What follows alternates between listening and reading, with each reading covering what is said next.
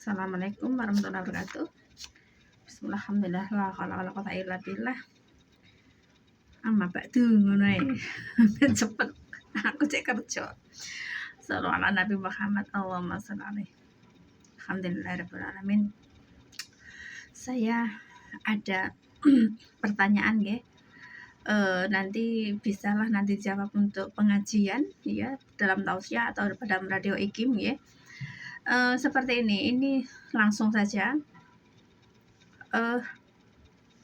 Saya ingin paham yang lebih jelas lagi dalam pengambilan dari kitab suci Al-Quran saja ya, bukan kitab yang lain ya, yang Al-Quran saja. Ayat berapa dan surat apa yang mewar-warkan tentang najis mughaladah dan najis mukhafafah. Saya nggak menanyakan setelah wafatnya Nabi ya, saya cuman wahyu Allah yang diberikan kepada Nabi Muhammad Rasulullah SAW yang saya tanyakan ya, tentang harta juga. Tadi tentang najis mughaladah dan mukhafafah. Tentang harta itu, harta benda itu termasuk anak ya, penjagaan anak ya. Itu yang saya tanyakan, ayat wahyu dari Allah yang diberikan kepada baginda Nabi Muhammad Rasulullah SAW itu saja. Okay. Kemudian babul pemimpin dan imam, satu orang ayah pemimpin dan imam untuk anak dan keluarganya. Terus itu nanti dalam bulatan itu seorang ayah dan pemimpin itu macam ayah yang macam mana, kemudian di dunia ini, di dunia ya, mayoritas yang khusus orang Islam sudah menjadikah seorang pemimpin dan imam yang adil dan makmur ya, dan arahan-arahan kepada istri dan anaknya. Okay. Terus lagi saya ulang yang tadi tentang najis, wahyu Allah yang diberikan kepada Nabi Muhammad Rasulullah SAW ya, tentang najis mukhafafah dan mughaladah. Memang semua dihimbau, diketahui bahwasanya muntah berak, air kencingnya orang tua. Muntah saya kurang, kalau di Indonesia ada ya najis mughaladah. Sedangkan muntah itu lewat dari perut, mulut. Itu bermakna itu nanti harus ditoharoh mulutnya. Ini nanti bisa diwar-warkan ya, bisa diadu ya. Ini sebab penting sangat ini. Harusnya tadi saya apa ya? Kalau muntah itu najis mukhafafah, najis apa enggak? Terus bermakna harus di perut itu tadi, kalau dilewatkan berarti lesan dalam lidah ini kan harusnya dicuci dengan tanah liat. Kemudian kalau berak itu wahyu Allah yang diberikan kepada Nabi Muhammad SAW itu dalam surat apa dan ayat berapa.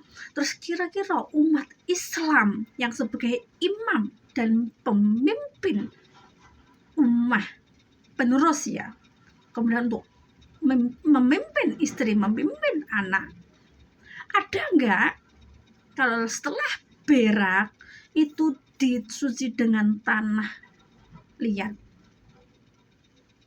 Tanggung jawabnya besar tahu, sebab sudah diklaim, sudah pemimpin adalah laki-laki. Kemudian seorang perempuan yang berstatus atas nama istri harus menjaga hartanya.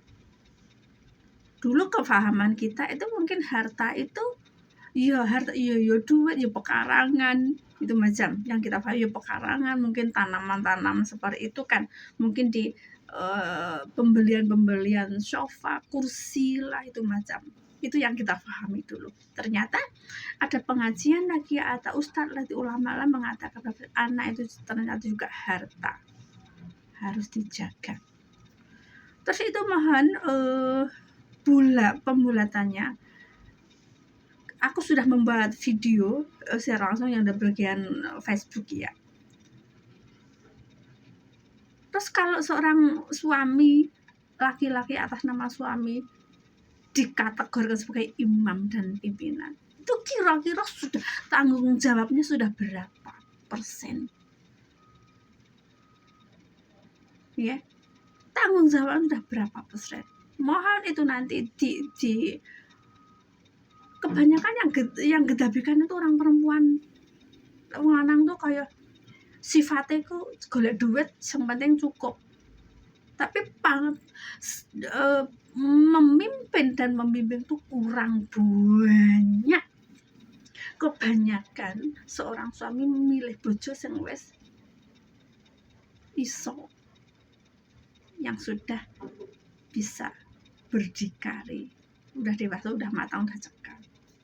Ora apa-apa, akan tetapi itu tadi harus ya ini pertanyaan ini kental sangat ini, yang apa yang saya katakan ini ya, apa yang saya aku rasa cukup ini sekian, ini apa ya, wajib itu nanti saya ingin tahu wahyu, saya nggak menang, wahyu Allah yang diberikan kepada Nabi Muhammad Rasulullah SAW itu tok yang tertulis dalam Al-Quran. Terus dalam Al-Quran kira-kira ada tambahan-tambahan tuh orang. Dalam Al-Quran itu kira-kira ada tambahan-tambahan, entah gue mau ditambahi sapa, soalnya saya nulis duduk Nabi Muhammad Rasulullah SAW sendiri ya, Al-Quran itu kan bukan beliau hanya kan ditulis dengan kayak daun ngono kayak jarene ceritanya kan seperti itu, kemudian ditulis seperti itu aja. Terus kira-kira ada tambahan dari orang lain apa enggak? Terus tambahan ini mau kira-kira termasuk wahyu apa penemuan yang lain. Cukup sekian, aku rasa ini detail ya, kental ya, pertanyaannya sangat kental banget ya. Aku rasa harus diwar-warkan. Yang saya tanya hanya yang berada, bukan yang kitab kuning lah, bukan yang kitab bukan kitab kuning, bukan kitab fikih yang penulis orang zaman kini itu bukan ya. Yang saya wahyu Allah yang diberikan kepada Nabi Muhammad Rasulullah SAW itu tok wae ya. Oke, cukup sekian, aku rasa harap ditemukan ya. Saya juga ingin tahu, paham ya, sebab undang-undang lebih ketat lagi. Lah keketatan itu kok paham, ngerti, umat di zaman akhir, umat setelahnya itu paham, tetapi diabaikan. Katanya dilarang berzinanya, ternyata isik berzina. Katanya mata itu bisa berzina apabila itu pandangan mata itu berzina. Terus lah ingin memandang rahmat Allah itu yang macam mana kan?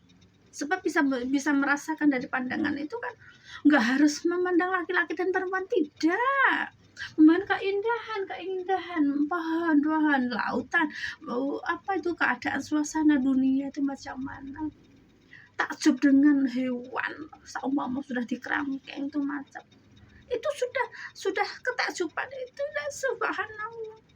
Tapi ramai umat setelahnya itu ya, setelahnya wafatnya Nabi Muhammad SAW, kata semua itu zina.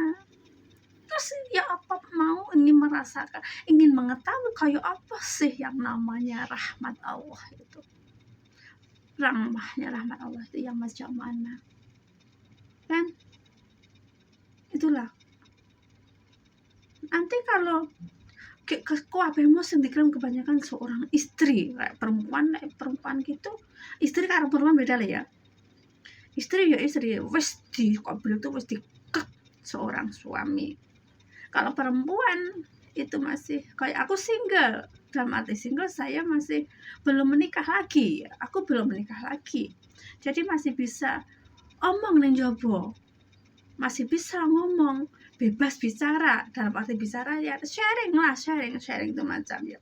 Jadi seorang perempuan yang status mempunyai suami dan diistrikan seorang laki-laki, iki mau bener-bener mau imam tenan, pemimpin tenan, mungkin nggak akan orang akan bengap ya.